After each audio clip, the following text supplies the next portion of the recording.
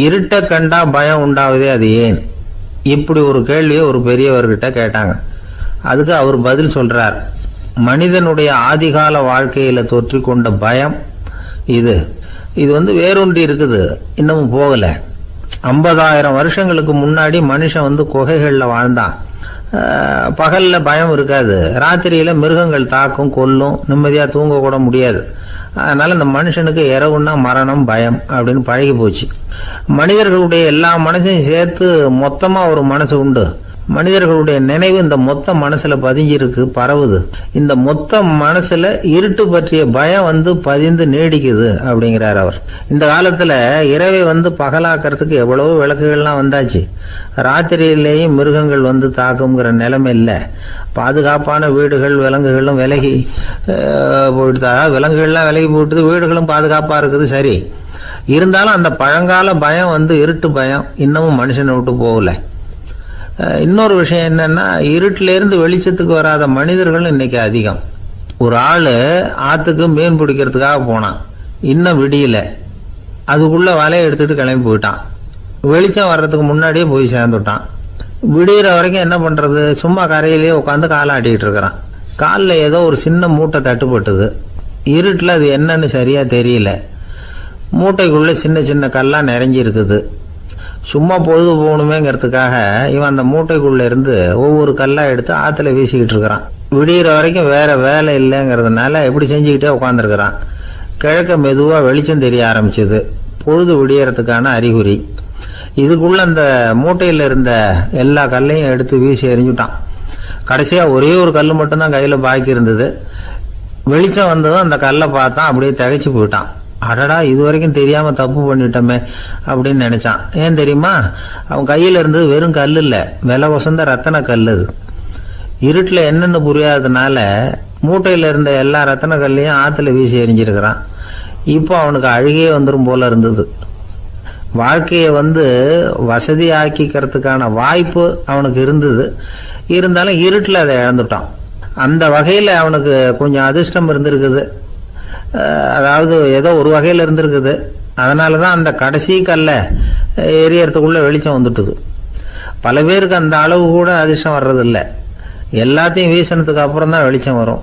என்னன்னு விவரம் தெரியாமலே எழுந்திரிச்சு வந்துருவாங்க. வாழ்க்கைங்கிறது ஒரு பெரிய புதையல். அதை புரிஞ்சிக்காம மனுஷன் அதை வீசி எரிஞ்சுக்கிட்டு இருக்கான் அப்படிங்கிறது தான் பெரியவங்க கருத்து. சில பேருக்கு புரிஞ்சுக்கிற நேரம் வரும், அதுக்குள்ள வாழ்நாள்லாம் ஓடி போயிருக்கும். அதுக்கப்புறம் என்ன பண்றது? நம்மால் ஒருத்தன் கையில ஒரு சின்ன பையோட வந்துகிட்டு இருந்தான். பை உள்ள ஏகப்பட்ட நகைகள், ரத்தன கல் எல்லாம் இருக்கு. வந்துகிட்டு இருந்தவன் திடீர்னு அந்த பையை அப்படியே ஒரு குளத்துல வீசி எறிஞ்சுட்டான். மகான்கள் தான் இப்படி பற்று இல்லாம இருப்பாங்க. என்னங்க இது, விலை மதிப்புள்ள அந்த பையை இப்படி குளத்துல வீசி எறிஞ்சுட்டீங்களே, இதுக்கு என்ன அர்த்தம் அப்படின்னு கேட்டார் அவன் கூட வந்தவர். அவன் மெதுவா இவர் காதோட காதா சொல்றான். ஒரு போலீஸ்காரர் பின்னாடி வந்துகிட்டு இருக்கிறார், அவர் போனதுக்கு அப்புறம் இதை எடுத்துக்குவேன் அப்படிங்கிறான். 2 பேர் சுவாரஸ்யமா பேசிட்டு இருக்கிறப்போ குறுக்க புகுந்து தொந்தரவு பண்றதுக்குன்னே சில பேர் இருப்பாங்க. அது ரொம்ப இடைஞ்சலா இருக்கும். இதே மாதிரி மின்காந்தம் கூட குறுக்க புகுந்து தொந்தரவு பண்ணும். கடைசியில் அது ஒரு பெரிய இடைஞ்சல கொண்டாந்து விட்டுரும். சில வீடுகளில் கேபிள் கனெக்ஷன் இல்லாமல் சில தனியார் டிவி காட்சிகள் தெரியும். அதுக்கு என்ன காரணம்னா இந்த மின்காந்த குறுக்கீடு தான் காரணம். இதைத்தான் சுருக்கமாக இஎம்ஐ அப்படின்னு சொல்கிறாங்க. அதாவது எலக்ட்ரோ மேக்னெட்டிக் இன்டர்ஃபியரன்ஸ். இது ஏற்படக்கூடிய இடங்கள் எது எதுன்னு எடுத்துக்கிட்டா அது ஒரு பெரிய பட்டியலாகவே போயிடும்.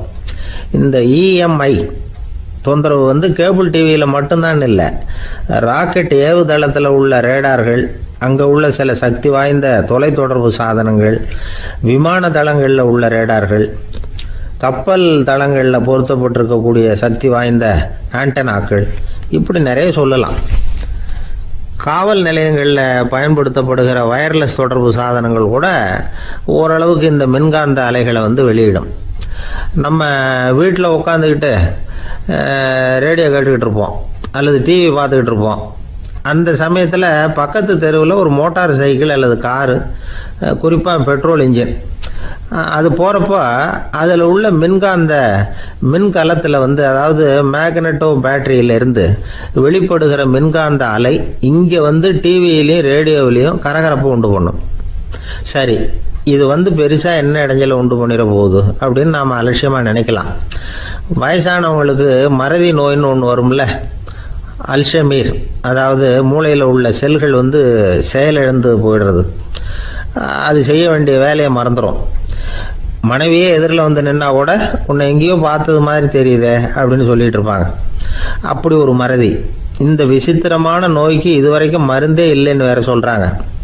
இந்த மைக்ரோ ஓவன் அப்படின்னு சொல்லக்கூடிய சமையல் அடுப்புகள் கூட மின்காந்த அலைகளை வெளியிடுது. சமயத்தில் சில தொழிற்சாலைகளில் கூட பெரிய விபத்துக்களை இந்த இஎம்ஐ உண்டு பண்ணிவிடும். இதை பற்றி தீவிரமாக சிந்திக்க ஆரம்பித்ததே ஒரு விபத்துக்கு பிறகு தான். அமெரிக்காவுக்கும் வியட்நாமுக்கும் இடையில் போர் நடந்தது. அந்த சமயம் அமெரிக்காவுக்கு சொந்தமான விமானம் தாங்கி கப்பல் ஒன்று வியட்நாமை தாக்கிறதுக்கு தயாராக ஏவுகணைகளோட கடலில் நிறுத்தி வைக்கப்பட்டிருந்தது. தற்செயலாக அந்த பகுதியில் கப்பல் தொலைத்தொடர்பு பகுதிக்கு அருகில் ஊடுருவிய இந்த சக்தி வாய்ந்த ரேடியோ அலைகள் ஏவுகணையில் இருந்த மின்னணு சர்க்கியூட்டை பூர்த்தி செஞ்சு வச்சுட்டுது. அவ்வளவுதான், ஏவுகணை அங்கேயே வெடித்து சிதறி போச்சு. 130 பேர் அந்த இடத்துலயே உடல் கருகி செத்து போட்டாங்க. ஏகப்பட்ட பொருள்கள் நாசம். இந்த விபத்துக்கான காரணம் என்னங்கிறத உடனடியாக யாராலையும் கண்டுபிடிக்க முடியல. ரொம்பவும் கடுமையாக முயற்சி பண்ணி கடைசியாக கண்டுபிடிச்சாங்க, இது இந்த இஎம்ஐ வேலை தான் அப்படின்னு.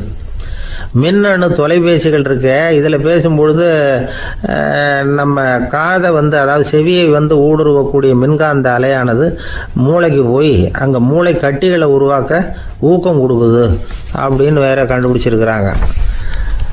இந்த இஎம்ஐ ரொம்ப குறைஞ்ச மின்காந்த அழுத்தத்தில் நமக்கு எந்த பாதிப்பையும் ஏற்படுத்துறதில்ல.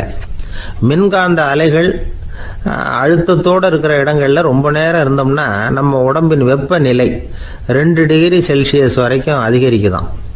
அதனால் வெப்பநிலையை சீராக்கிறதுக்கு இதய துடிப்பும் அதிகரிக்குது.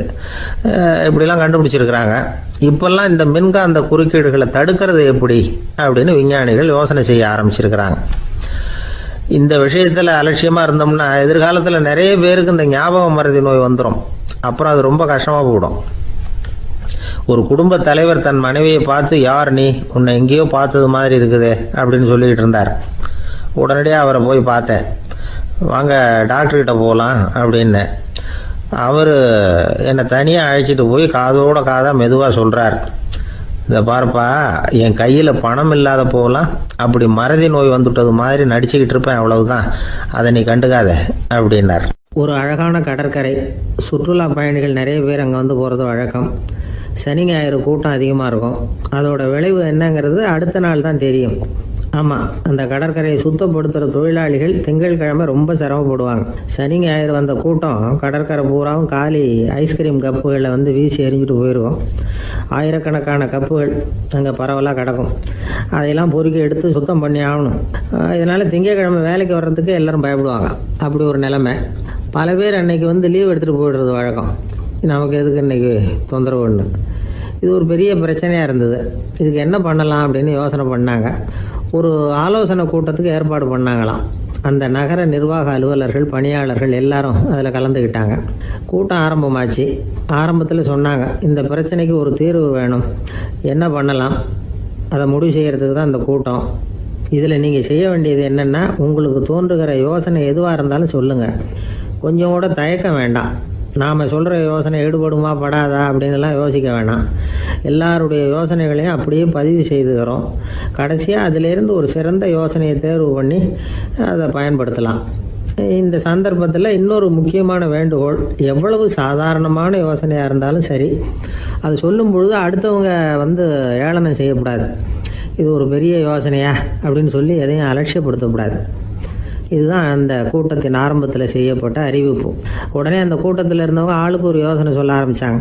ஒருத்தர் எழுந்திருச்சார், இங்கே வர்ற சுற்றுலா பயணிகள்கிட்ட ஆளுக்கு $10 ஒரு டெபாசிட் மாதிரி வைப்பு பணமாக வாங்கிக்கணும். காலி ஐஸ்கிரீம் கப்பை திருப்பி கொடுத்தா அந்த பணத்தை திருப்பி கொடுத்துடலாம். இப்படி ஒரு ஏற்பாடு பண்ணிக்கிட்டா கப்புகளை தேடி பொறுக்கிட்டு இருக்க வேண்டியதில்லை, எல்லாம் ஒரே இடத்துக்கு சேர்ந்துடும். அப்படியே நாம் தூக்கிட்டு போய் ஒரு இடத்துல கொட்டி விடலாம் அப்படின்னார். இன்னொருத்தர் எழுந்திருச்சார், கப்பை கீழே போட்டால் $50 அபராதம் அப்படின்னு அங்கங்கே போர்டு எழுதி வச்சுடலாம். கப்புகளை போடுறதுக்கு அங்கங்கே பெரிய கூடைகளை வச்சுடலாம். நாம் சாவகாசமாக அந்த கூடைகளை சேகரம் பண்ணிக்கலாம் அப்படின்னாராம். இன்னொருத்தர் எழுந்திரிச்சு கொஞ்சம் கோபமாக பேசினார், கப்புகளை வந்து அவங்க வாயிலே திணிச்சுடணும். அதுங்களை முன்னு சாப்பிட்டு பார்த்தா தான் தெரியும் அது எவ்வளவு கஷ்டங்கிறது அப்படின்னு ரொம்ப கடுமையாக பேசியிருக்காரு. இது வேடிக்கையாக தெரிஞ்சாலும் இந்த யோசனையும் பதிவு செஞ்சுக்கிட்டாங்களாம். இப்படி பல யோசனைகள் கடைசியாக எல்லாத்தையும் படித்து பார்த்துட்டு பரிசீலனை பண்ணாங்க. அப்புறம் தான் யோசனை வந்தது. இவர் வேடிக்கையாக சொன்னது கப்புகளை அவங்கவுங்க வாயிலே திணிச்சு சாப்பிட சொல்லணும், அதுதான் தண்டனைன்னார்ல. ஏன் அப்படி சாப்பிட்றது மாதிரியே கப்புகளை தயார் பண்ண என்ன அப்படின்னு சிந்திக்க ஆரம்பித்தாங்களாம். ஆகா, அதுதான் சரின்னு ஒரு முடிவுக்கு வந்தாங்க. அதுலேருந்து உருவானது தான் இந்த வேஃபர் கப்ஸ். ஐஸ்கிரீமை சாப்பிட்டு முடித்ததும் கப்பையும் சாப்பிட்டுடலாம். கோன் ஐஸ்கிரீம் சாப்பிட்றோம்ல, அதுதான். அமெரிக்காவில் மியாமி கடற்கரையில் ரொம்ப காலமாக இருந்துக்கிட்டு வந்த குப்பை பிரச்சனைக்கு இப்படி தான் ஒரு தீர்வு வந்து தான். இதுலேருந்து நாம் புரிஞ்சிக்க வேண்டியது என்னென்னா, நாம் அன்றாட எத்தனையோ பிரச்சனைகளை சந்திக்கிறோம், அதுக்கெல்லாம் தீர்வு உண்டு. அது எங்கே ஒளிஞ்சிருக்குன்னு கண்டுபிடிக்கணும். அந்த யோசனையையும் நல்லா தீவிரமாக யோசிக்கணும். யார் என்ன யோசனை சொன்னாலும் அதை வந்து அலட்சியப்படுத்தக்கூடாது, அக்கறையோடு கவனிக்கணும், அதை யோசித்து பார்க்கணும். ஒரு அம்மா தன்னோட வீட்டுக்காரரை ஒரு மனநல மருத்துவர்கிட்ட அழைச்சிட்டு வந்தாங்களாம். டாக்டர், இவருக்கு கோன் ஐஸ்கிரீம் பிடிக்கல, பேப்பர் கப்பில் இருக்கிற ஐஸ்கிரீம் தான் வேணும்னு அடம் பிடிக்கிறார் அப்படின்னாங்களாம். அது ஒன்றும் தப்பு இல்லையேன்னாராம் டாக்டர். இதுக்கு அந்த அம்மா சொன்னாங்களாம், இவர் கப்பு ஐஸ்கிரீம் வாங்குறதுல தப்பு இல்லை டாக்டர், பிரச்சனை அது இல்லை. அப்புறம் வேறு என்னென்னு கேட்டிருக்காரு. வாங்கினதும் ஐஸ்கிரீமை கீழே கொட்டிவிட்டு அந்த பேப்பர் கப்பை மட்டும் விரும்பி சாப்பிட்றார், அதனால தான் அவங்ககிட்ட அழைச்சிட்டு வந்தேன் அப்படின்னாங்களாம். ஒரு கணவன் மனைவி எப்போ பார்த்தாலும் அவங்க 2 பேருக்கும் இடையில சண்டை வந்துக்கிட்டே இருந்தது. இதில் என்ன ஆச்சரியங்கிறீங்களா? நான் அதுக்காக சொல்ல வரல, இது வேறு விஷயம். அதாவது சண்டை போடாமல் இருக்கிறதுக்கு வழி சொல்கிற தகவல் இது. நான் சொன்ன அந்த கணவன் மனைவி எப்படின்னா, கணவன் ஒரு வார்த்தை சொன்னால் மனைவி கிட்டேருந்து 2 வார்த்தை பதிலாக வரும். இதுக்கு கணவன்கிட்டேருந்து 4 வார்த்தை பதிலாக வரும். இப்படி வார்த்தைகள் பெருகி போய் கடைசியில் வம்பில் வந்து முடியும். அந்த அம்மா பொறுத்து பார்த்தாங்க, அவங்களால தாக்கு பிடிக்க முடியல. பக்கத்து வீட்லேயும் ஒரு கணவன் மனைவி இருந்தாங்க, அவங்களுக்குள்ள சண்டை வர்றதில்லை. அது எப்படி அவங்களால மட்டும் சண்டை போடாமல் இருக்க முடியுது அப்படின்னு இந்த அம்மாவுக்கு ஆச்சரியம். ஒரு நாள் நேராக பக்கத்து வீட்டு அம்மாக்கிட்டே போய், ஏம்மா, நீங்கள் எப்படி கணவனும் மனைவியும் சண்டை போட்டுக்காமல் இருக்கிறீங்க, அது எப்படி முடியுது உங்களால் அப்படின்னு கேட்டாங்க. அதுக்குன்னு ஒரு மருந்து இருக்குது, அதை சாப்பிட்டா சண்டை வராது அப்படின்னாங்க அவங்க. சரிங்க, அந்த மருந்தை அவர் சாப்பிட மாட்டேன்னு சொல்லிட்டா என்ன பண்ணுறது அப்படின்னு கேட்டிருக்கிறாங்க இவங்க. அந்த மருந்து அவருக்கு இல்லைம்மா, உனக்கு தான் அப்படின்னாங்களாம் அவங்க. அப்படியா, அப்படின்னா கொடுங்க, ரொம்ப நல்லதாக போச்சு. அதை எப்படி சாப்பிட்றதுங்கிற விவரத்தையும் சொல்லுங்கள், எங்கே அது கிடைக்குங்கிறதையும் சொல்லுங்கள், வாங்கிக்கிறேன் அப்படின்னு கேட்டாங்களாம் இவங்க. வேறு எங்கேயும் போய் வாங்க வேண்டாம், என்கிட்டே இருக்க அந்த மருந்து அதில் கொஞ்சம் தர்றேன், வாங்கி வச்சுக்க. உன் வீட்டுக்காரர் உன்னோட சண்டையை ஆரம்பிக்கிறப்போலாம் நீ இந்த மருந்தில் 1 ounce வாயில் ஊற்றிக்கணும். அதை உடனே குடிச்சிடக்கூடாது, ஒரு 5 நிமிஷமாவது அது வாயில் இருக்கணும், அதுக்கப்புறம் குடிச்சுடலாம் அப்படின்னு சொல்லி ஒரு பாட்டில் மருந்தை இந்த அம்மாக்கிட்ட கொடுத்து அனுப்புனாங்களாம். மருந்தை எடுத்துக்கிட்டு இந்த அம்மா வீட்டுக்கு வந்திருக்கிறாங்க. வீடு பூட்டி இருந்ததுனால கணவன் வந்து வாசல்லையே காத்துக்கிட்டு இருக்கிறான். மனைவியை கண்டதும் சண்டை போட ஆரம்பிச்சிட்டான். வீட்டை பூட்டி விட்டு எங்கே போய் தொலைஞ்ச, எவ்வளோ நேரமாக ஒரு மனுஷன் வாசல்லையே காத்துட்டு கிடக்கிறது அப்படி இப்படின்னு கத்த ஆரம்பிச்சிட்டான். மனைவி இதுக்கு பதிலே சொல்லலை.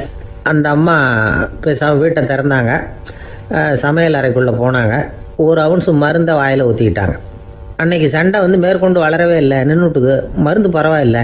அதுக்கப்புறம் பல சந்தர்ப்பங்களில் சண்டை வரும் போல் இருக்கிற போலாம் இந்த மருந்து அதை நிறுத்தியிருக்கு. பிரமாதமான மருந்தாக இருக்குது இதை கொஞ்சம் அதிகமாகவே வாங்கி வீட்டில் வச்சுக்க வேண்டியது தான் அப்படின்னு முடிவு பண்ணிட்டு இந்த அம்மா மறுபடியும் பக்கத்து வீட்டு அம்மாக்கிட்ட போனாங்க. எவ்வளவு விலையானாலும் சரி, நான் காசு கொடுத்து வாங்கி வச்சுக்கிறேன், எந்த கடையில் இருக்குது இந்த மருந்து சொல்லுங்க அப்படின்னு கேட்டாங்க. இந்த மருந்துக்கு விலையே கிடையாதுங்க, இலவசமாகவே கிடைக்கும்னாங்களாம் அவங்க. அது எப்படி விலை இல்லாமல் இதை விற்க முடியுது அப்படின்னு கேட்டாங்களாம் இவங்க. அது மருந்தாக இருந்தால் தானே விலை வைக்கிறதுக்கு, அது வெறும் தண்ணி தானே அப்படின்னாங்களாம். வெறும் தண்ணியாக சண்டையை நிறுத்துது அப்படின்ட்டு இருக்காங்க இவங்க. அது சண்டையை நிறுத்தலை, உன்னோட மௌனம் தான் சண்டையை நிறுத்துது. நீ வாயில் தண்ணியை வச்சுக்கிறதுனால எதிர்த்து பேசுறதில்ல, அதனால் உன்னுடைய கணவர் கோபம் வந்து சாந்தமாயிடுது அப்படின்னாங்களாம் அவங்க. இந்த கதையிலேருந்து சண்டையை நிறுத்துகிற மருந்து எதுன்னு தெரிஞ்சுக்கிட்டோம் இல்லையா. ஒருத்தர் என்ன பண்ணார், பாட்டிலில் வந்து தண்ணியை ஊற்றி வச்சுக்கிட்டு அவர்கிட்ட வர்றவங்களுக்கெல்லாம் இதை சிபாரிசு பண்ணலாம்னு நினச்சிக்கிட்டு உட்காந்துருந்தார். ஒரு அம்மா வந்தாங்க. இதை கேட்டுவிட்டு இதையே ஒரு மருந்து மாதிரி கொடுக்கலாம்ங்கிறது அவர் முடிவு. அதனால் பாட்டிலில் தண்ணியை அடித்து வச்சுக்கிட்டு அதில் கலருக்காக என்னத்தையோ ஒரு ஜீரகம் அது மாதிரி எதையாவது கலந்து வச்சுக்கிட்டு ஒரு மருந்து மாதிரி ஒரு பாவனையில் வச்சுக்கிட்டு உட்காந்துருக்காரு. யாராவது வீட்டில் சண்டைன்னா என்கிட்ட வாங்க மருந்து தரேன்னு. ஒரு அம்மா வந்தாங்க, எனக்கும் என் வீட்டுக்காரருக்கும் அடிக்கடி சண்டை வருதுங்க அப்படின்ட்டு இருக்காங்க. கவலைப்படாதம்மா, நான் ஒரு மருந்து தரேன்னு சொல்லி வீட்டுக்குள்ளே போய் ஒரு பாட்டில் எடுத்து வந்து கொடுத்தாரு. பாட்டிலில் இருக்கிறது என்னங்கிறத சொல்லிவிட்டா அது பேரில் மரியாதை வராது இல்லையா, அதனால் சொல்லலை. அந்த அம்மா வாங்கிட்டு போனாங்க. 4 நாள் கழித்து திரும்பி வந்தாங்க. என்னம்மா வீட்டில் சண்டை நின்று போச்சான்னு கேட்டிருக்காரு இவர். அங்கே நின்று போச்சுங்க, இப்போ உங்ககிட்ட ஆரம்பமாக போகுதுன்னாங்களாம். என்னம்மா அப்படின்ட்டுருக்காரு அவர் பயந்து போய். பின்ன என்னங்க, நீங்கள் என்ன மருந்து கொடுத்துருக்குறீங்க என்னங்க அப்படின்னாங்களாம் கோவமாக. அது வெறும் தண்ணி தானே அப்படின்ட்டுருக்காரு இவர். தண்ணியாக இது நல்லா பாருங்கள் அப்படின்னு அந்த பாட்டிலில் நீட்டினாங்களாம். இவர் வாங்கி பார்த்துருக்காரு. அப்புறம் தான் விஷயம் புரியுது அவருக்கு. இவர் கை தவறுதலாக அவங்க வீட்டில் இருந்த மண்ணெண்ணெய் பாட்டில் எடுத்து அவர்கிட்ட கொடுத்துருக்குறாங்க. அப்புறம் என்ன ஆகும், சண்டை வராமல். நமக்கு முன்னாடி நமக்கு வேண்டிய ஒருத்தர் ஒரு கிளாஸில் நமக்கு பழச்சாறு கொண்டாந்து வைக்கிறாருன்னு வச்சுக்கோங்க. உடனே நாம் என்ன பண்ணுவோம், எடுத்து கிடுகிடுன்னு சாப்பிட்ருவோம் அடுத்தவங்க யாரும் வர்றதுக்குள்ள. அதை விட்டுட்டு அதை கொண்டாந்து வச்சவர்கிட்டயே அதோட விலை என்ன அப்படி இப்படின்னு நான் கேட்டுக்கிட்டு இருப்போம். நாம் கேட்க மாட்டோம். ஆனால் காந்திஜி அப்படி கேட்டாராம். எப்போ தெரியுமா, 1935. அந்த வருஷம் மே மாதத்தில் ஒரு நாள் காந்திஜி டெல்லியில் இருக்கிறார்.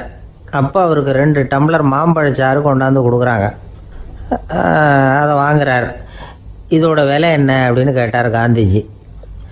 யாருக்கிட்ட கேட்டாருன்னா மனுபென் காந்திகிட்ட கேட்குறார். அவங்க தான் கொண்டாந்து கொடுக்குறாங்க. காந்திஜிக்கு உதவி செய்கிறதுக்காக அவர் கூடவே இருந்தவங்க அவங்ககிட்ட தான் கேட்குறாரு. காந்திஜி சும்மா வேடிக்கைக்காக இப்படி கேட்குறாருன்னு நினச்சிட்டாங்க அந்த அம்மா. அதுவும் இல்லாமல் அதோட விலையை கேட்டால் காந்திஜி நிச்சயமாக அதை சாப்பிட மாட்டார் அப்படிங்கிற பயம் வேறு. அதனால் அந்த அம்மா பதில் எதுவும் சொல்லாமல் கம்முன்னு இருந்துட்டாங்க. கொஞ்ச நேரம் ஆச்சு. அந்த பழச்சாறு வச்ச இடத்துல அப்படியே இருக்குது, வச்ச இடத்துல வச்சபடியே இருக்குது. காந்திஜி அதை சாப்பிடவே இல்லை. மனுபென் காந்தி பார்த்தாங்க. மெதுவாக காந்திஜிக்கிட்ட போய் அதை சாப்பிடுங்களேன் அப்படின்னாங்க. பழச்சாறு விலை என்னன்னு கேட்டேன், அதுக்கு பதில் இல்லை. அது முதல் தப்பு. பதிலை எதிர்பார்த்திருந்தும் அதை பற்றி விசாரிக்கலை, அது 2வது தப்பு. இப்படி 2 தப்புகளை பண்ணிவிட்டு என்கிட்ட வந்து இதை சாப்பிடுங்கன்னு சொன்னால் அது எப்படி அப்படின்னு கேட்டாராம் காந்திஜி. மனுபென் காந்தி என்ன சொல்கிறதுன்னு தெரியாமல் திகைச்சு போய் நின்றுக்கிட்டு இருந்தாங்க. காந்திஜி தொடர்ந்து சொன்னாராம், இப்போ என் முன்னாடி வச்சிருக்கிற இந்த பழச்சாறு விலை சுமாராக ஒரு ₹1/2 இருக்கும். அது அந்த காலத்து மதிப்பு. இந்த பழச்சாறு இல்லாமல் கூட என்னால் இருக்க முடியும். ஆனால் அவசியமான பொருள்களை வாங்கிறதுக்கு கூட சக்தி இல்லாத மக்கள் இந்த நாட்டில் நிறைய பேர் இருக்கிறாங்க. அப்படி இருக்கிறப்போ எனக்கு என்னத்துக்கு இந்த விலை உயர்ந்த பானம்? இதை இப்போ நான் சாப்பிட்டா என் உடம்பு வேணும்னா ஆரோக்கியமாகலாம், ஆனால் என் மனசு அமைதி அடையாது. எனக்கு என்னுடைய உடல் ஆரோக்கியத்தை விட மன ஆரோக்கியம்தான் முக்கியம். அதனால் இதை நான் சாப்பிட மாட்டேன், எடுத்துகிட்டு போயிடு அப்படின்னாராம். அந்த சமயத்தில் ஒரு அகதி பொண்ணு 2 குழந்தைகளோட காந்திஜியை பார்க்குறதுக்காக வந்தது. வணக்கம் சொல்லிச்சு. காந்திஜி உடனே தனக்கு முன்னாடி இருந்த பழச்சாற்றை எடுத்து அந்த பொண்ணுக்கிட்டையும் குழந்தைகள்கிட்டையும் கொடுத்து சாப்பிட சொன்னார். அவங்க அதை வாங்கி ரொம்ப சந்தோஷத்தோடு சாப்பிட்டாங்களாம். அதை பார்த்த காந்திஜி முகத்தில் ஒரு புன்னகை, ஒரு பரவசம், ஒரு திருப்தி. அவர் மனசு நிறைஞ்சி இருந்தது. அப்போ அவர் சொன்னாராம், ஆண்டவன் எனக்கு எப்பவும் சரியான சமயத்தில் கை கொடுப்பாருங்கிறது அதுக்கு இதுதான் அத்தாட்சி. நான் ஒரு இக்கட்டான சூழ்நிலையில் இருக்கிறப்ப கூட கடவுளின் கருணையால் அந்த சூழ்நிலை என்னை பாதிக்கலை. என் கூட இவ்வளோ நாள் பழகியும் கூட இங்கே இருக்கிறவங்க எனக்கு அதிக விலை உள்ள பழரசத்தை கொடுத்தாங்க. ஆனால் சரியான நேரத்தில் அதை சாப்பிட வேண்டியவங்களை என்கிட்ட அனுப்பி வச்சு என்னை சந்தோஷப்படுத்தினார் கடவுள், அவருக்கு நன்றி அப்படின்னாராம் மகாத்மா காந்தி. உடல் ஆரோக்கியத்தை விட மன ஆரோக்கியம்தான் எனக்கு முக்கியம்னு சொன்னார் பாருங்கள். அதை நாம் எல்லாரும் மனப்பூர்வமாக இன்றைக்கி சிந்திச்சு பார்க்கணும். இந்த காலத்தில் எல்லாரும் அப்படியா நினைக்கிறாங்க? எனக்கு தெரிஞ்ச ஒருத்தர் இருந்தார். தினமும் காலையில் ஒரு காஃபி சாப்பிட உட்கார்ற நேரத்தில் பக்கத்து வீட்டுக்காரர் வந்து சேருவார் கரெக்டாக. உடனே அவரும் தனக்குன்னு வந்திருக்கிற காப்பியை எடுத்து மனப்பூர்வமாக பக்கத்து வீட்டுக்காரர்கிட்ட கொடுத்துருவார். அதுக்கப்புறம் அவருக்காக வேறு காப்பி போட்டு கொண்டாந்து கொடுத்தாலும் வேண்டான்னு சொல்லிடுவார். ஆண்டவனாக பார்த்து சரியான நேரத்தில் அவரை எங்கள் வீட்டுக்கு தினமும் அனுப்பி வைக்கிறார் அப்படிம்பார். ஏன் அப்படி சொல்கிறீங்க அப்படின்னு கேட்டோம் ஒரு நாள். அதுக்கு அவர் சொல்கிறார், எனக்கு என்னோட உடல் ஆரோக்கியம்தான் முக்கியம். இதை கடவுள் புரிஞ்சுக்கிட்டு எங்கள் வீட்டு காப்பியை சாப்பிட்றதுக்கு தினமும் அடுத்த வீட்டுக்காரனை அனுப்பி வைக்கிறார் அப்படின்னார் அவர். தானத்துல சிறந்தது எது அப்படின்னு ஒரு கேள்வியை கேட்டு, தானத்துல சிறந்தது நிதானம் அப்படின்னு அதுக்கு ஒரு பதிலும் சொல்றவங்க உண்டு. நிதானம் ரொம்ப அவசியம். அதுவும் இன்றைய உலகத்துக்கு ரொம்ப அவசியம். இன்னைக்கு உலகம் ரொம்ப பரபரப்பா போய்கிட்டு இருக்குது. பொறுமையா இருக்கணும்னு நினைக்கிறவங்களால கூட அப்படி இருக்க முடியறதில்ல. பொறுமையை சோதிக்கிறது மாதிரி பல சம்பவங்கள், அதையெல்லாம் சந்திச்சே தீர வேண்டியிருக்குது. எங்கே போனாலும் கியூவில் நிற்க வேண்டியிருக்குது. எங்கே போனாலும் காத்துக்கிட்டு இருக்க வேண்டியிருக்கு. ஆஃபீஸ்லேயோ வீட்லேயோ கூட நீங்கள் நிதானமாக பொறுமையாக நடந்துக்க தெரியலன்னா உங்களுக்கு சிடுமூஞ்சி, முசுடு இப்படிலாம் பேர் வச்சுருவாங்க. அது உங்களுக்கு தேவையா? சரி, வாழ்க்கையில் பொறுமைசாலின்னு பேர் வாங்கிறதுக்கு என்ன வழி? முதல் பாயிண்ட், நீங்கள் நினைக்கிறது, எதிர்பார்க்கறது, செய்யறது எல்லாமே 100% கரெக்டாக நடக்கணும்னு ஆசைப்படக்கூடாது. எதுவாக இருந்தாலும் அதில் ஓரளவுக்கு தவறு நடக்கலாம் அப்படிங்கிறத எதிர்பார்த்தே இருக்கணும். ஓரளவுக்கு அதை அனுமதிக்கணும். ஒரு நண்பரை 6 மணிக்கு ஒரு இடத்துக்கு வர சொல்லியிருக்கிறீங்க. 6 மணிக்கு அவர் வரல, உடனே பொறுமை இழந்து நடந்துக்கக்கூடாது.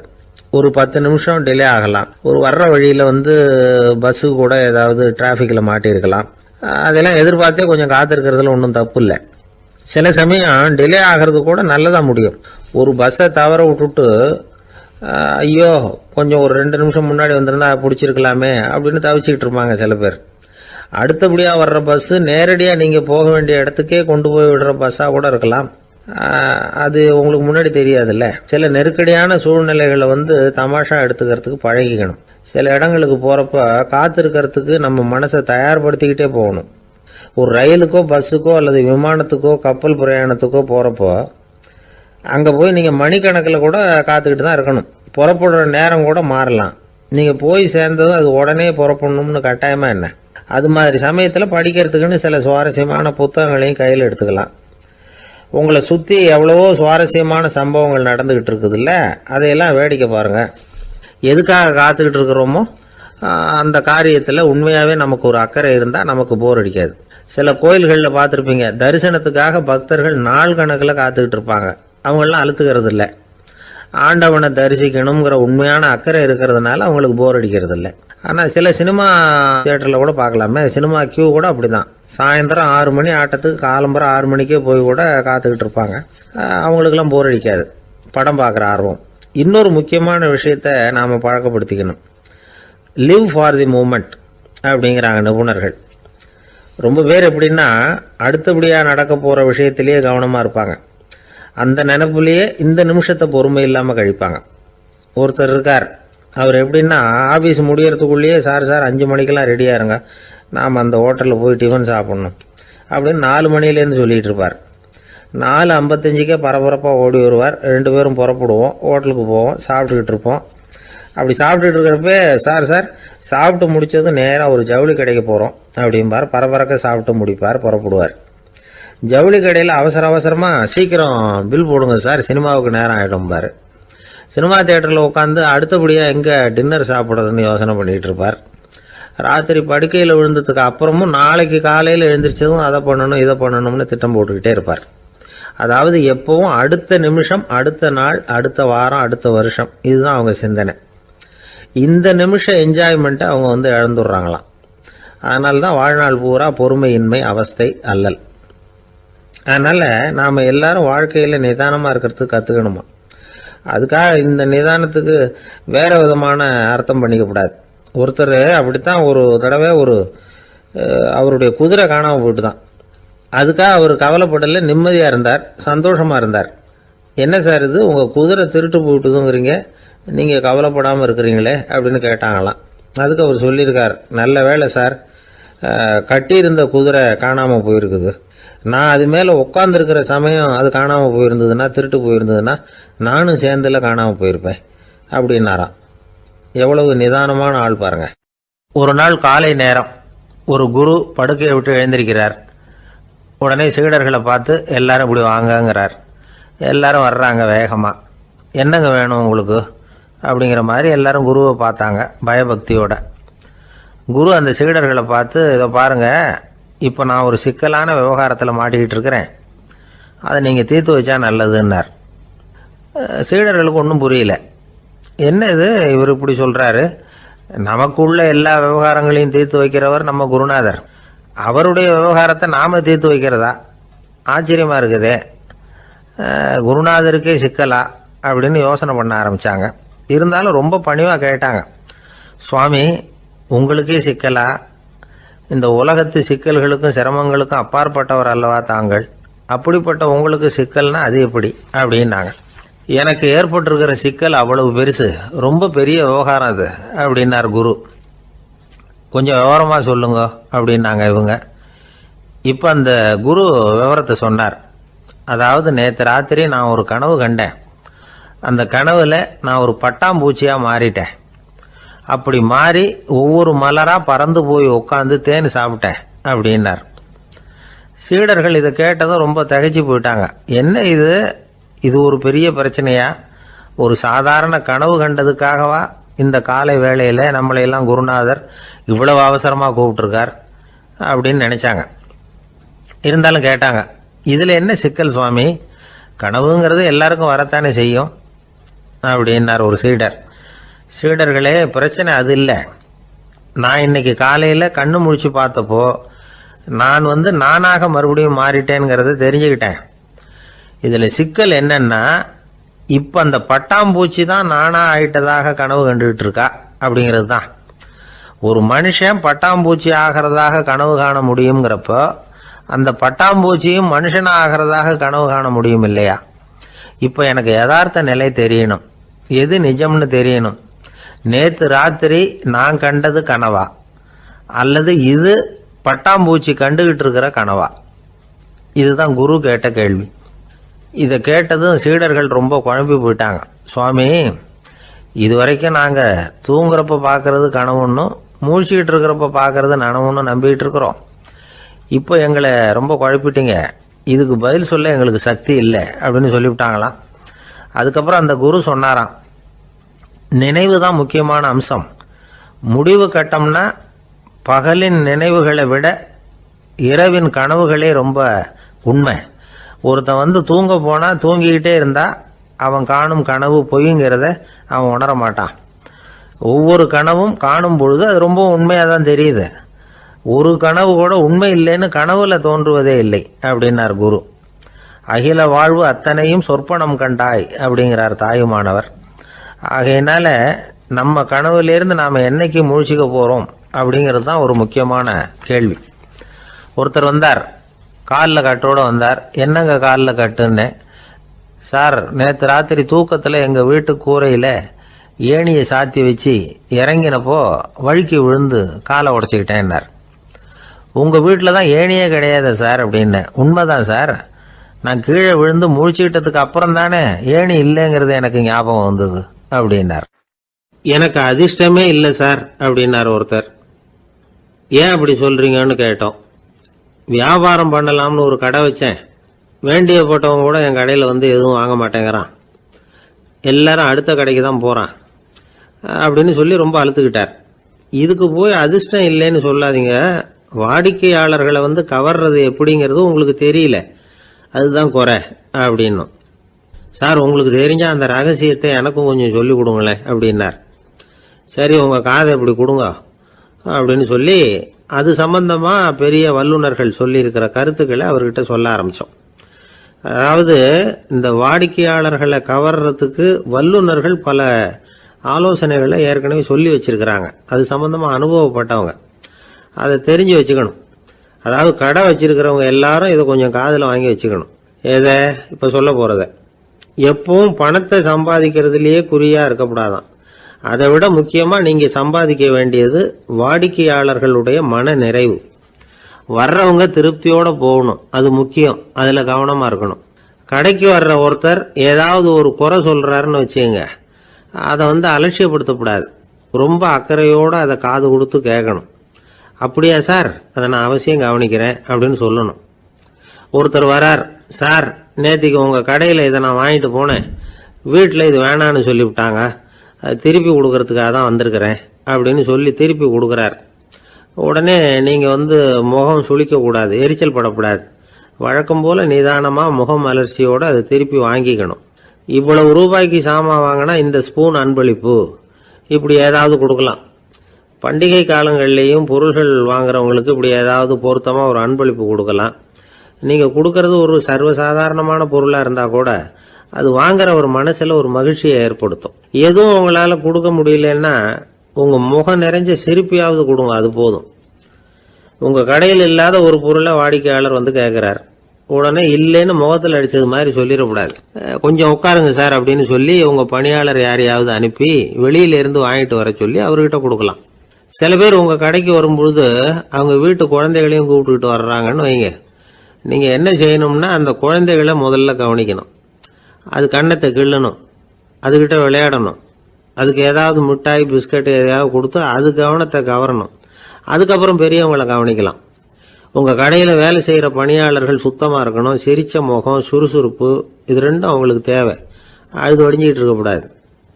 அப்புறம் இன்னொரு விஷயம், அதிகமாக பொருள் வாங்குற ஒருத்தர்கிட்ட அதிக மரியாதையாகவும் குறைச்சலாக பொருள் வாங்குறவர்கிட்ட வேற விதமாகவும் நடந்துக்கக்கூடாது. எல்லாருக்கிட்டையும் சமமாக நடந்துக்கணும். 5 ரூபாய்க்கு வாங்கினாலும் சரி, 500 ரூபாய்க்கு வாங்கினாலும் சரி, அவங்கக்கிட்ட நீங்கள் காட்டுற மரியாதையில் வித்தியாசம் இருக்கக்கூடாது. எல்லாத்துக்கும் மேலே அவங்க கடையில் ஒரு பொருள் வாங்கினா அது உண்மையானதாக இருக்கும், தரமுள்ளதாக இருக்கும் அப்படிங்கிற நினைப்பு ஜனங்களுக்கு வரணும். அதனால் தரமான பொருளையே நீங்கள் உங்கள் கடையில் வச்சுருக்கணும்.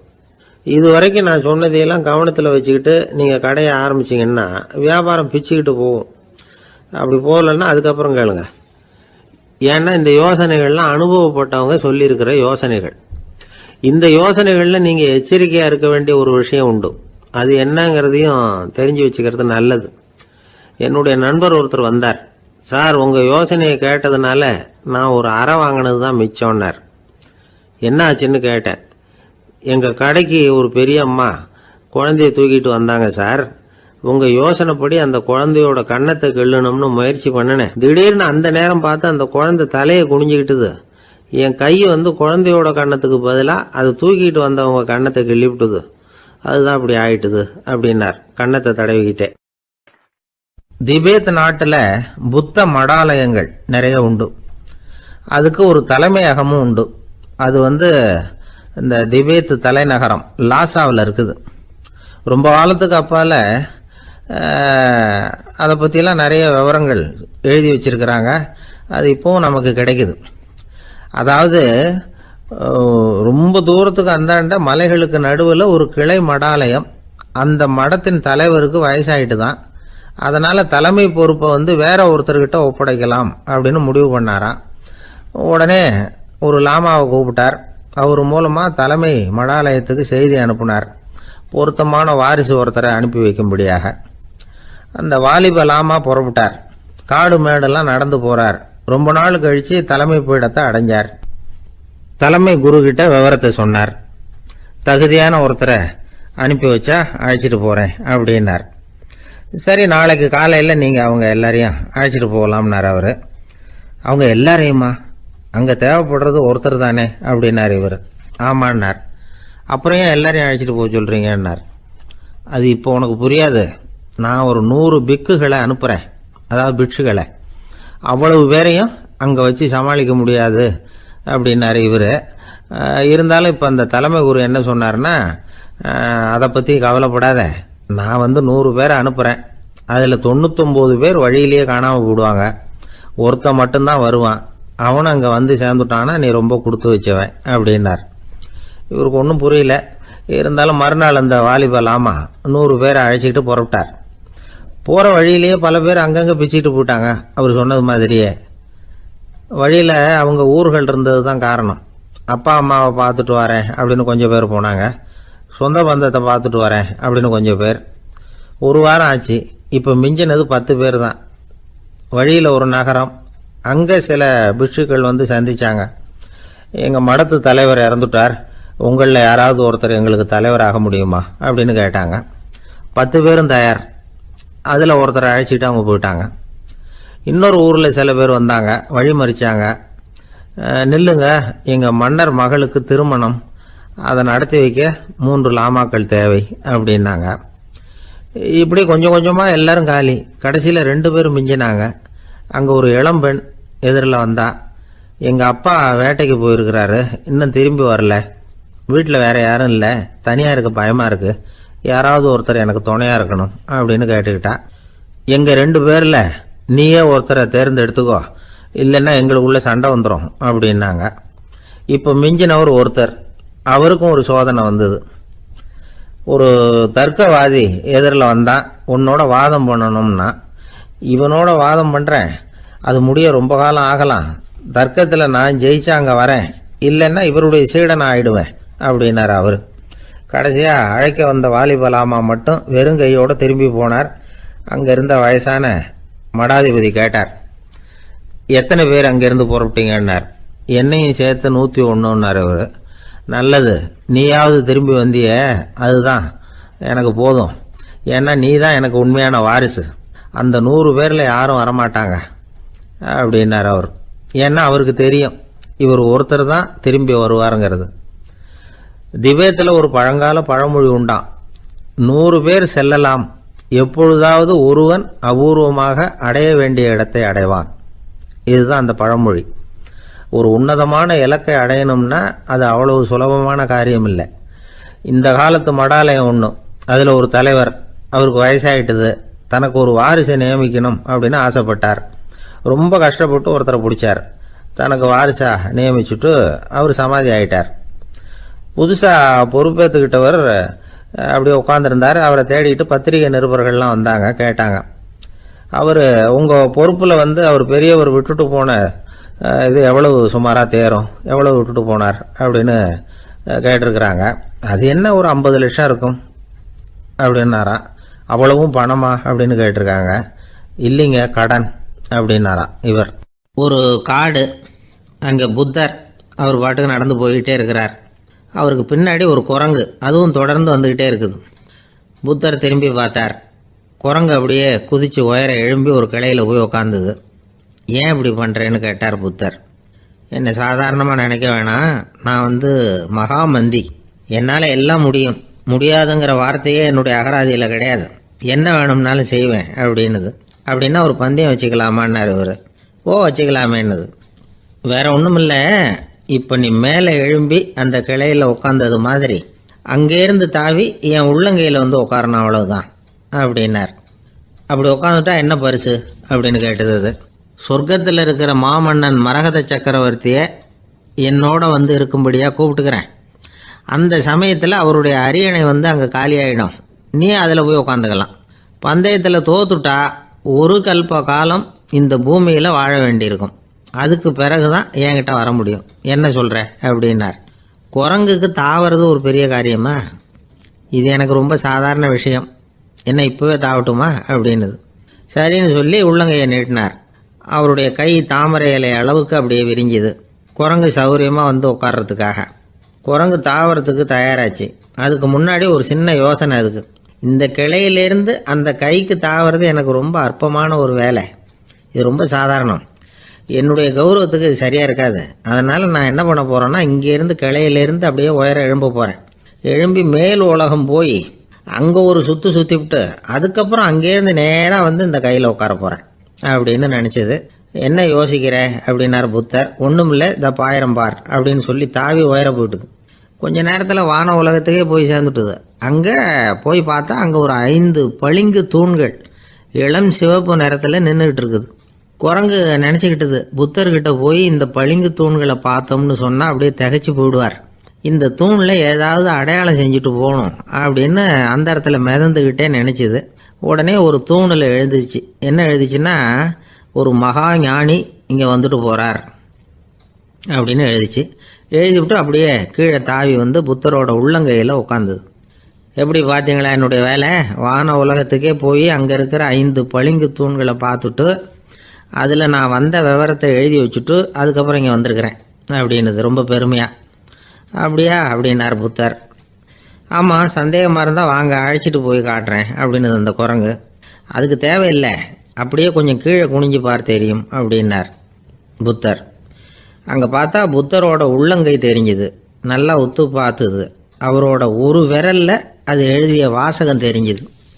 குரங்கு யோசனை பண்ணிச்சு, அப்படின்னா வானத்தில் நான் பார்த்தது புத்தரோட விரல்களா அப்படின்னு யோசிச்சுது. இதை புரிஞ்சுக்கிட்ட உடனே அந்த குரங்கோட கர்வம் அழிஞ்சு போச்சான். நம்ம மனசு தான் இந்த குரங்கு.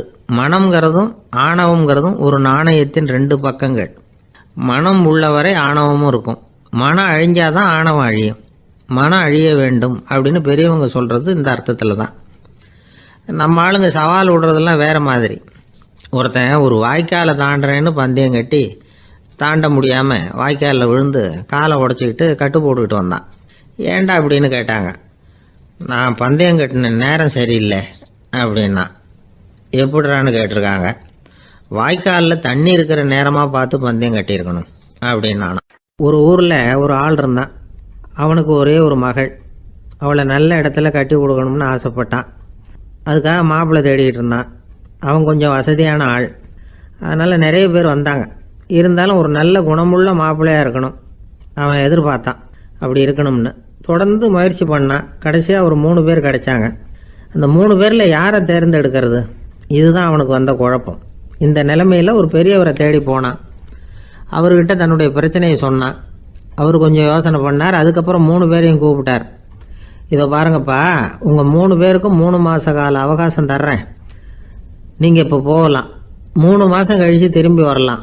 அப்படி வரும்பொழுது இந்த 3 மாத காலத்தில் நீங்கள் செஞ்ச நல்ல காரியம் ஏதாவது ஒன்று சொல்லணும். அதை வச்சு உங்களில் ஒருத்தரை நாங்கள் தேர்ந்தெடுத்துக்கிறோம் அப்படின்னு சொன்னாராம். 3 பேரும் சரின்னு சொல்லிவிட்டு திரும்பி போயிட்டாங்க. 3 மாதம் ஆச்சு. அதுக்கப்புறம் ஒரு நாள் திரும்பி வந்தாங்க. அவர் அவங்கள கூப்பிட்டு உட்கார வச்சார். அப்புறம் கேட்டார், இப்போ சொல்லுங்கள், இந்த 3 மாத காலத்தில் நீங்கள் செஞ்சுருக்கிற ஏதாவது ஒரு நல்ல காரியத்தை சொல்லுங்க அப்படின்னார். முதல்ல ஒருத்தன் எழுந்திரிச்சு நின்னான். ஐயா, எங்கள் அப்பா இறந்த பிறகு அவரோட கணக்கு வழக்குகளை எடுத்து பார்த்துக்கிட்டு இருந்தேன். அவர் ஒரு வியாபாரிகிட்ட 10,000 ரூபா கடன் வாங்கியிருக்கிறதாக எழுதியிருந்தார். அந்த வியாபாரியும் இப்போ உயிரோடு இல்லை. இருந்தாலும் அந்த வியாபாரியோட மகனை தேடி கண்டுபிடிச்சேன். கணக்கு புத்தகத்தை காட்டினேன். உங்கள் அப்பா கிட்ட 10,000 ரூபா கடன் வாங்கியிருக்கிறதாக இதை எழுதியிருக்கிறார். அதனால் அதை திருப்பி கொடுக்கறதுக்காக வந்திருக்கிறேன். இந்தாங்க அந்த பணம் அப்படின்னு சொல்லி கொடுத்துட்டு வந்துட்டேன் அப்படின்னு நானும். இதை பெரியவர் கவனமாக கேட்டுக்கிட்டார். அதுக்கப்புறம் 2வது இளைஞன் எழுந்திரிச்சான். ஐயா, நான் போன மாதம் ஒரு நாள் ராத்திரி வேளையில் ஒரு காட்டுப்பாதை வழியாக எங்கள் ஊருக்கு போய்கிட்டு இருந்தேன். அந்த சமயத்தில் அந்த வழியாக வந்துக்கிட்டு இருந்த ஒரு வழிப்போக்கர்கிட்ட 4-5 திருடர்கள் வம்பு வளர்த்து அவர்கிட்ட இருந்த பொருளை எல்லாம் கொள்ளையடிச்சிக்கிட்டு இருந்தாங்க. நான் உடனே ஒரு குச்சியை எடுத்துகிட்டு ஓடினேன். அந்த திருடர்களை அடித்து விரட்டினேன். பொருளை எல்லாம் மீட்டு அந்த வழிப்போக்கர்கிட்ட ஒப்படைச்சேன். அவரை பத்திரமா அழைச்சிக்கிட்டு போய் அவர் வீட்டில் விட்டுட்டு வந்தேன் அப்படின்னு நானும். இதையும் பெரியவர் கவனமாக கேட்டுக்கிட்டார்.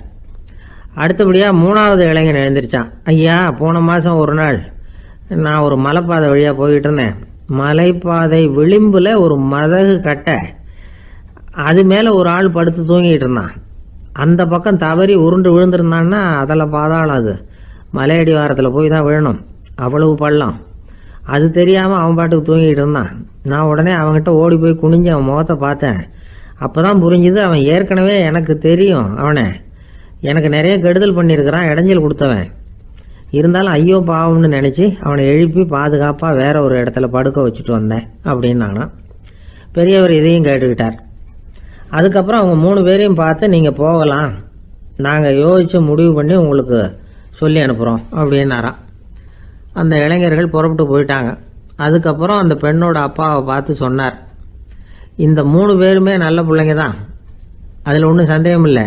இருந்தாலும் இந்த 3 பேர் செஞ்ச செயல்களையும் ஒப்பிட்டு பார்க்க வேண்டியிருக்கு. முதல் இளைஞன் நேர்மைக்கு எடுத்துக்காட்டாக விளங்குறான். இந்த காலத்தில் இது மாதிரி இளைஞர்களை பார்க்கறது ரொம்ப கஷ்டம்தான். இருந்தாலும் அவன் கடமையை தான் செஞ்சான். 2வது இளைஞன் நல்ல வீரன், தைரியசாலி. ஒரு வீரன் எதை செய்யணுமோ அதைத்தான் இவன் செஞ்சான். இவன் ஒரு லட்சிய மனிதன். 3வது இளைஞன் தன்னுடைய பகைவனுக்கே உதவி செஞ்சிருக்கான். அவன் உயிரை காப்பாற்றியிருக்கிறான். பகைவனுக்கு அருள்வதுங்கிறது ஒரு சாதாரண மனுஷனால் செய்யக்கூடிய காரியம் இல்லை. பகையை மறக்கிறதும் பகைவனுக்கு அருள்வதும் தெய்வீக பண்புகள். அதனால் இவனையே உன்னுடைய மகளுக்கு ஏற்ற மாப்பிள்ளையா தேர்ந்தெடுக்கலாம் அப்படின்னு சொன்னாங்களாம். ஒரு நல்ல நாளில் அவங்களுக்கு திருமணம் நல்ல விதமாக நடந்து முடிஞ்சுதான். இது சுவாமி சின்மயானந்தர் சொல்லியிருக்கிற ஒரு கதை. இதிலேருந்து நாம் புரிந்து கொள்ள வேண்டிய ஒரு கருத்து, நமக்கு கெடுதல் பண்ணவங்களுக்கும் நாம் நல்லது செய்யணும். ஆனால் நடைமுறையில் அப்படி நம்மளால் செய்ய முடியறதில்ல. அதுதான் சிக்கல்.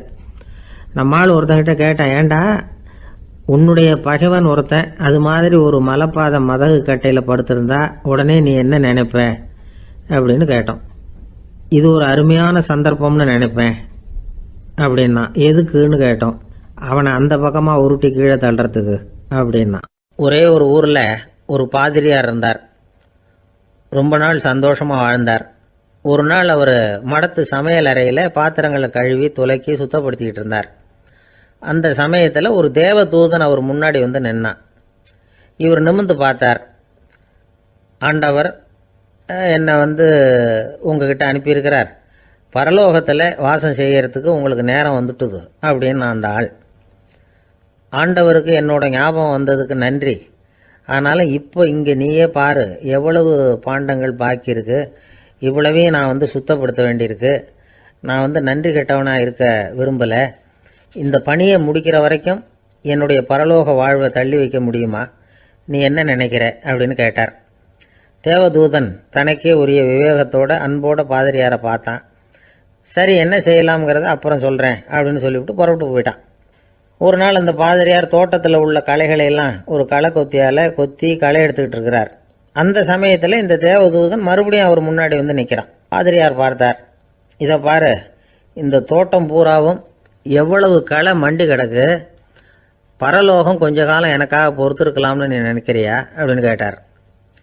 தேவதூதன் சிரிச்சுக்கிட்டே மறுபடியும் மறைஞ்சிட்டான்.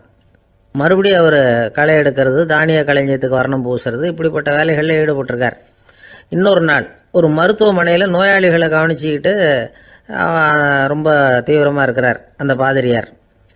ஒரு நோயாளியோட தாகத்துக்கு தண்ணீர் கொடுத்துட்டு நிமிர்ந்து பார்க்குறப்போ தேவதூதன் மறுபடியும் அவர் முன்னாடி நிற்கிறான். இந்த தடவை பாதிரியார் தன்னலமற்றவராக பேரன்பை காட்டக்கூடிய வகையில் தன்னுடைய 2 கைகளையும் உயர்த்தியபடி தேவதூதனின் கவனத்தை பிணியால் வாடக்கூடிய நோயாளிகளின் பக்கம் திருப்பினாராம். தேவதூதன் ஒன்றும் சொல்லலை, மறைஞ்சிட்டான். அன்னைக்கு சாயந்தரம் பாதிரியார் மடத்தில் உள்ள தன்னுடைய அறைக்கு போய் இளைப்பாறினார். யோசிச்சு பார்த்தார். தேவதூதனையும் தேவதூதனின் விருப்பத்தையும் பல நாள் தள்ளி போட்டு வந்ததையும் அவர் ரொம்ப நினச்சி பார்த்தார். திடீர்னு தான் முதுமை அடைகிறதையும் சோர்வு அடைகிறதையும் உணர்ந்தார். ஆண்டவரை நினைச்சார். ஆண்டவரே, உம்முடைய தூதனை மறுபடியும் என்கிட்ட அனுப்புனா நான் சந்திக்கிறதுக்கு ஆவலாக இருக்கேன் அப்படின்னு சொல்கிறப்பவே தேவதூதன் பக்கத்தில் நின்னான். பாதிரியார் நிமிர்ந்து பார்த்தார். நீ இப்போவே என்னை அழைச்சிக்கிட்டு போக விரும்பினா நான் பரலோகத்துக்கு வர்றதுக்கு தயாராக இருக்கேன்னார். தேவதூதன் அந்த பாதிரியாரை அன்போடவும் விவேகத்தோடவும் பார்த்து, நீங்கள் என் கூட பரலோகத்துக்கு வர்ற தயாராக இருக்கிறதா சொல்கிறீங்க, ஆனால் நீங்கள் இது வரைக்கும் வேற எங்கே இருந்ததா நினைக்கிறீங்க அப்படின்னு நானும். அப்படின்னா இது வரைக்கும் இருந்த இடம் தான் பரலோகம் அப்படிங்கிறத உணர்த்தியிருக்கிறான். பரலோகம்னா என்னன்னு புரிஞ்சுக்கிறதுக்கு இந்த சம்பவம் நமக்கு உதவியாக இருக்குது.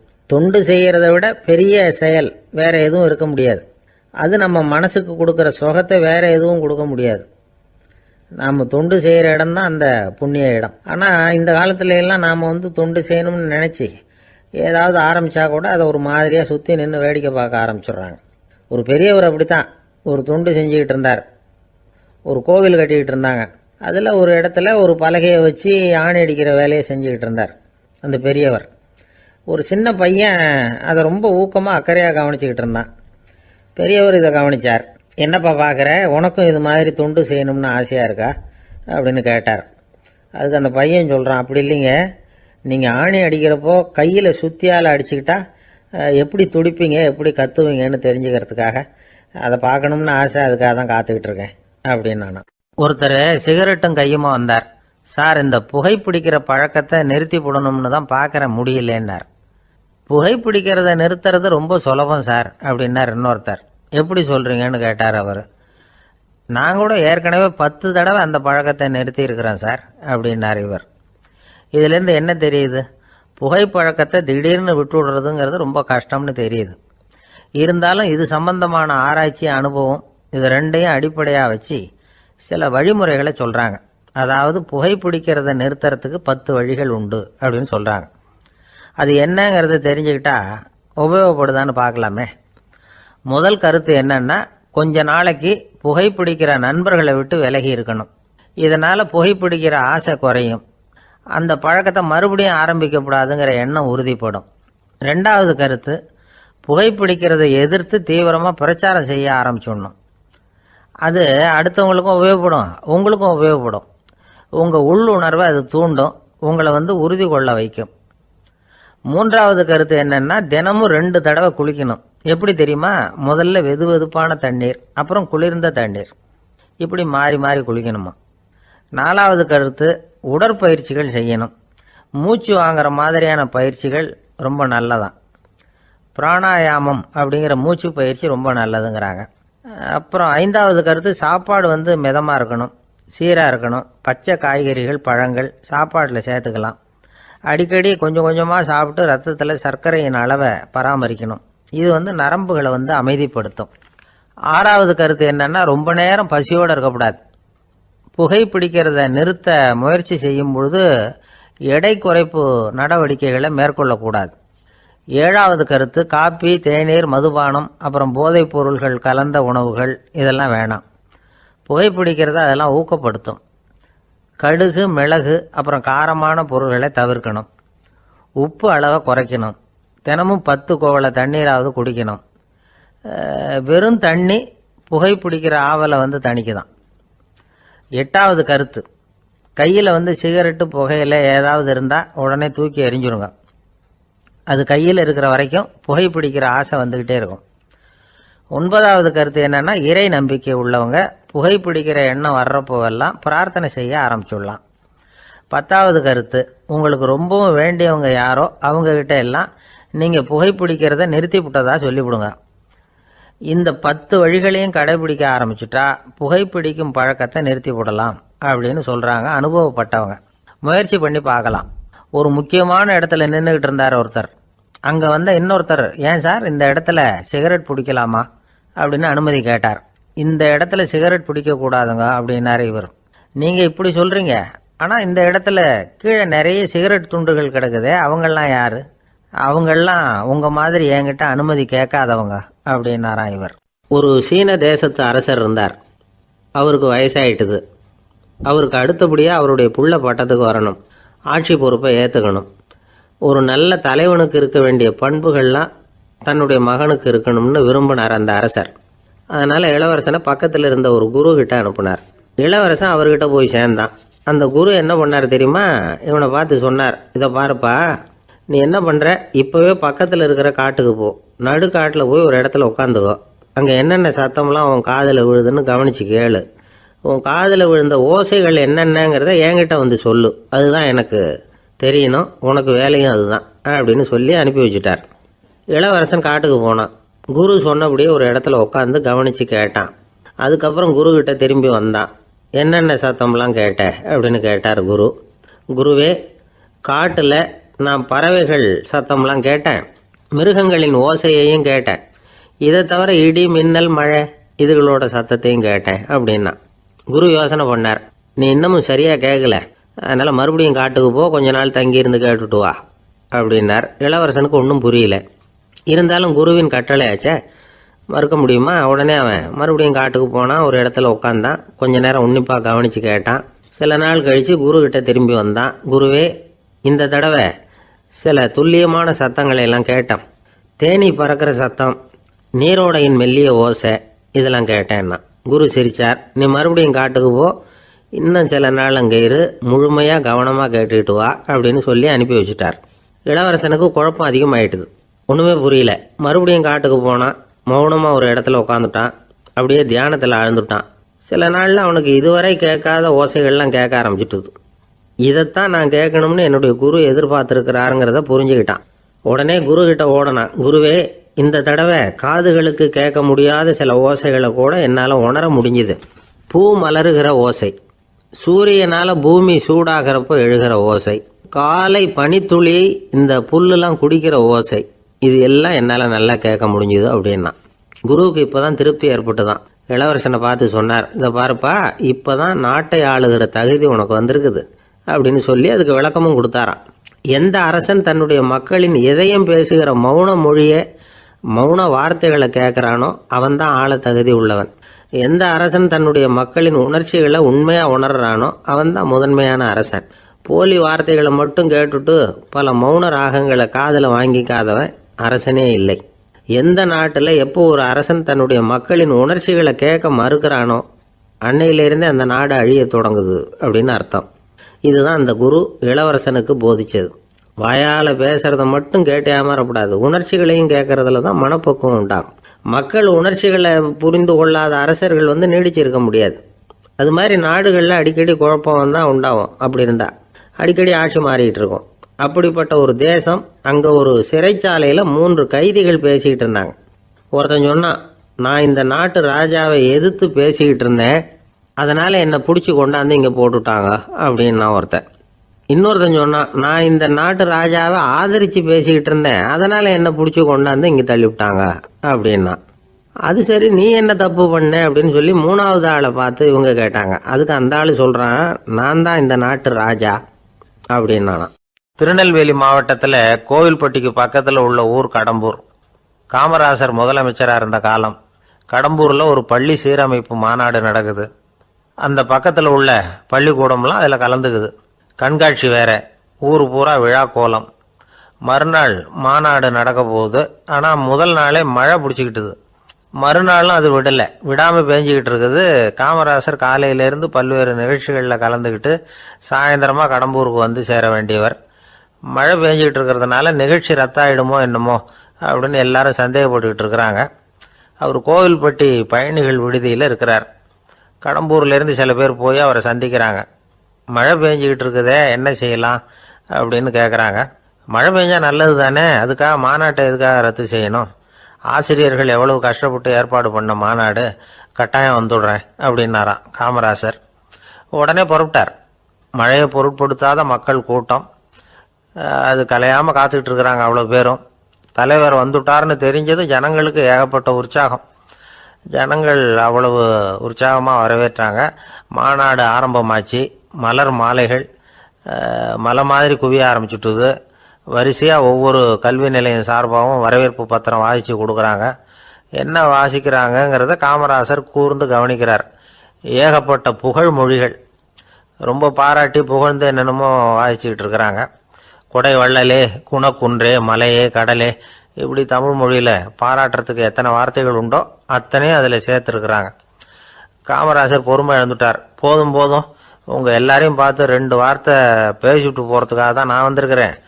எல்லாரும் மழையில் சிரமப்பட்டு நின்றுட்டு இருக்கிறீங்க, இப்படி என்ன புகழ்ந்து படிச்சுக்கிட்டே இருந்தால் எப்படி அப்படின்னாராம்.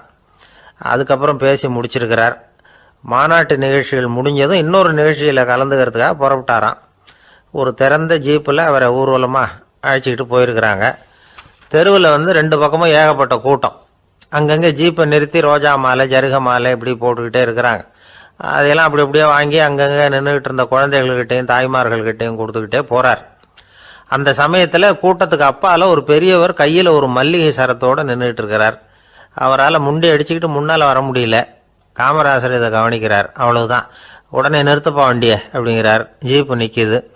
டிரைவரை பார்த்து, அதோ பார், அங்கே ஒருத்தர் நிற்கிறார் பார், அவரை இங்கே அழைச்சிட்டு வா அப்படின்னாராம். கூட்டம் வழி விடுது. அந்த பெரியவரை கிட்டத்தில் அழைச்சிட்டு வர்றாங்க.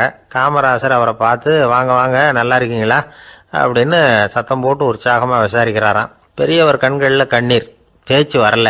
மல்லிகை சரத்தை அவருக்கு போடுறார். கொஞ்ச நேரம் அவர்கிட்ட பொறுமையாக பேசிக்கிட்டு இருந்துட்டு அவரை அனுப்பி வைக்கிறார் காமராசர். பெரியவர் போனதுக்கு அப்புறம் காமராசர் பக்கத்தில் இருந்தவங்க கிட்ட சொல்கிறார் அந்த பெரியவரை பற்றி.